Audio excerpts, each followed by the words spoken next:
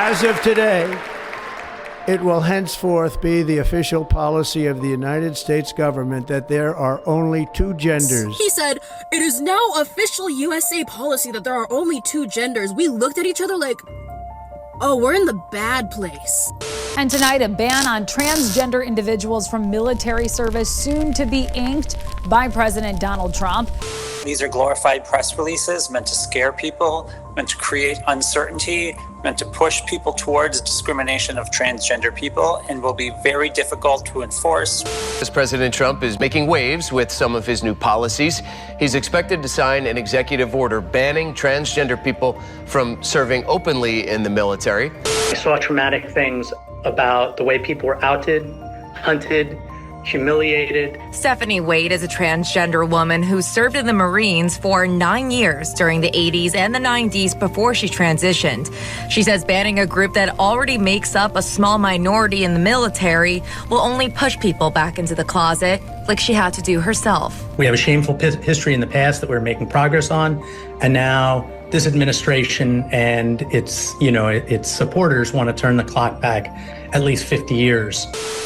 Hey guys, welcome back to my channel and back to a brand new video. And as you saw from the intro, we're going to be talking about some of the executive orders that Donald Trump has been making since coming into office just over a week ago. And of course, the left is losing their ever-loving minds because what will be a day without the left? Going quickly. So in this video, we're going to specifically talk about Donald Trump's executive order regarding trans people or trans military personnel not being allowed to serve any longer in the military. What does that mean? Is he wrong for doing this? What are the optics? So without further ado, let's get into this discussion. So I'll be honest, as far as this topic, I wasn't really sure how to tackle it because I'm not in the military. I wouldn't know what the process is. But then I came across this video on X of an actual military person who happens to be a part of the LGBTQ community, who is giving his perspective on the trans ban on the military and why he agrees with it. So rather than me talking about it, I'm going to play exactly what he said in his video, and then we can talk about it. Trump just signed an executive order banning transgender people from the military. Let me tell you what this means. First of all, number one, and this is what a lot of people don't realize, there are upwards of 15,000 trans people that are serving, quote unquote, in the United States military right now. The first thing that I'm going to tell you is that all of these people are non-deployable. What that means is that if you are a transgender identified person that is quote unquote serving in the United States military right now, you are non-combat deployable. So these people cannot deploy to combat theaters. When the United States is involved in any sort of conflict overseas, transgender people literally cannot be deployed. What this means is that you've got a lot of people that are sucking up taxpayer funds, sitting in an office somewhere, maybe they're doing pack clerk work, etc., but they are non-combat deployable. This does not bode well for Pete Hegseth's mission of a lethal military. The second thing is that the vast majority of transgender people, when they separate from the United States military, do so by medically separating. This means that they are at 80 to 100% disability. And so now, what that means is that they are on the taxpayers, they're on the hook, taxpayers are on the hook, for $200,000 to $300,000 per year annually of quote unquote transgender healthcare, which is also covered by the VA. So every single transgender person that separates from the military via medical discharge is covered by the VA for their hormones or their whatever it is that the trans person is on, that is covered by the VA because they are medically separated. This costs American taxpayers to the tune upwards of 6 figures per person, all right? Third of all, gender dysphoria is a documented mental illness, which means that we have these people that are not only non-combat deployable, they are also costing the U.S. taxpayer $100,000 plus per year for their health care, and they also have a documented mental health condition. This is why Trump has signed or is about to sign the executive order banning transgender people from the the military because the military is not a medical experiment. Taxpayers should not be footing the bill for this. And also, on a personal note, if you know anything about my history, I am a gay soldier, I'm a gay veteran. I actually protested to end national until the law that banned gay and lesbian soldiers from serving openly. Trans got sort of added to that at the last minute.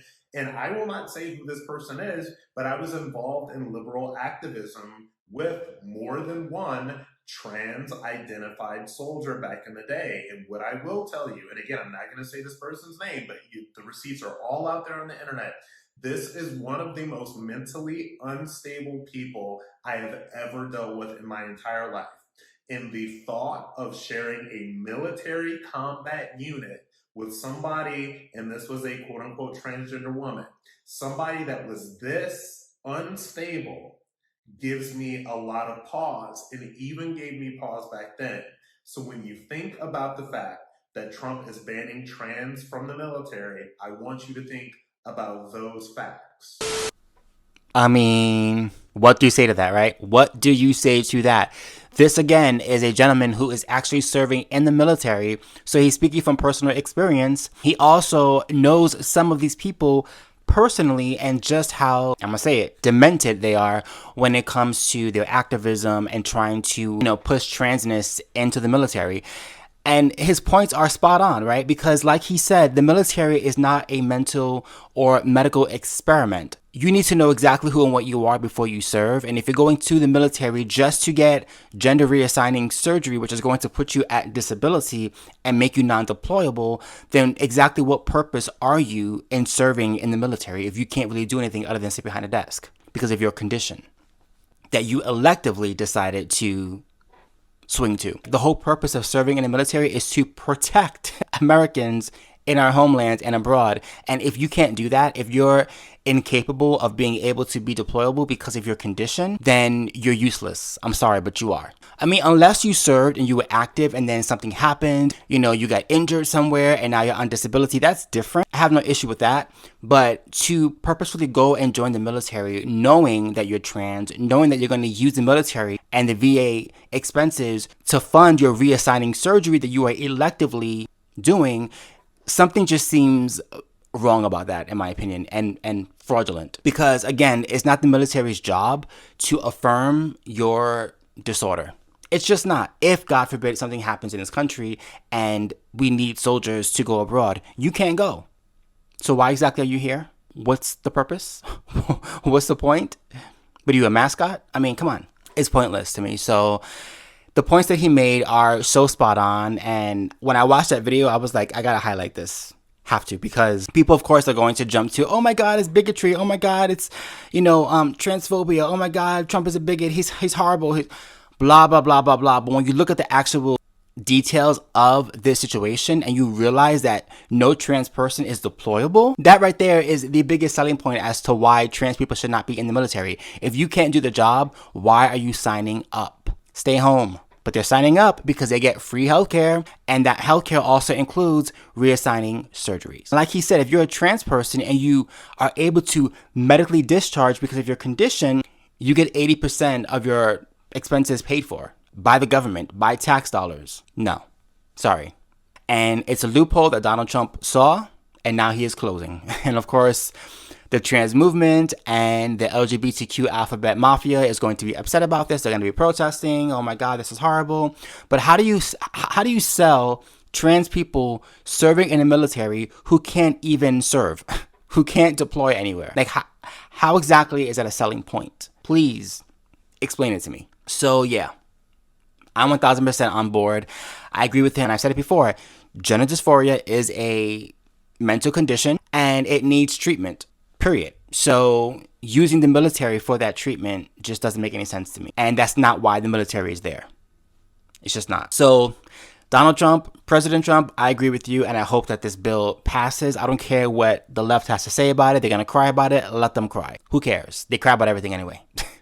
Why not cry about this as well? But let me know in the comments down below what you think of this video. Do you agree with this trans ban in the military? Do you think it's too harsh? What are your thoughts? Let me know down below. If you enjoy my content, don't forget to like, comment, and subscribe. Don't forget to hit my notification bell so you know when I post a brand new video. Until next time, peace.